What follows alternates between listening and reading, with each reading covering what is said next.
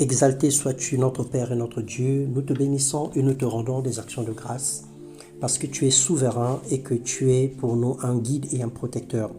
Bonjour bien-aimés dans le Seigneur, que la grâce et la paix vous soient données de la part de Dieu notre Père et du Seigneur Jésus-Christ. Bienvenue dans notre partage de ce jour, bon et excellent dimanche de gloire.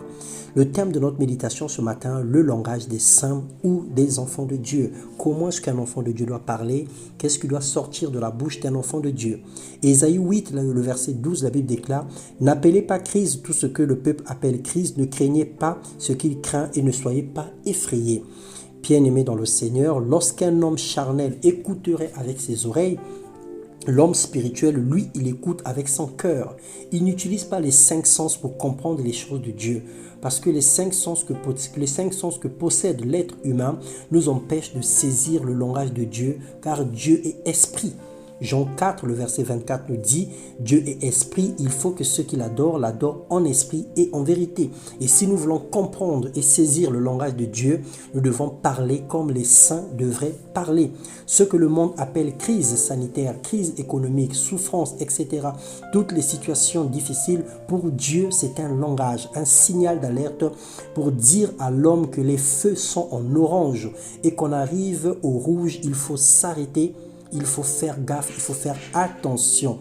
Luc 1, le verset 77 nous dit « Afin de donner à son peuple la connaissance du salut par le pardon de ses péchés. » Dieu permet quelquefois des circonstances pour nous donner la connaissance sur des événements. C'est le langage de Christ, c'est le langage de Dieu. C'est le langage que Dieu utilise pour nous parler ou pour nous communiquer. Il faille que chacun prenne conscience de son salut, car le retour de Jésus-Christ est proche.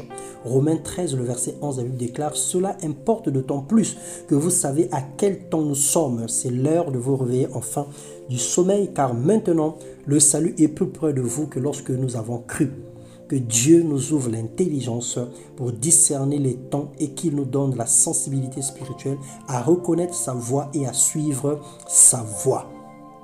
Soyez bénis dans le nom puissant de Jésus-Christ. Parlez comme Christ parle. Marchez comme Christ marche. Pensez comme Christ pense. Et ne vous alignez plus aux pensées de ce monde. Ne parlez pas le même langage que les gens de ce monde.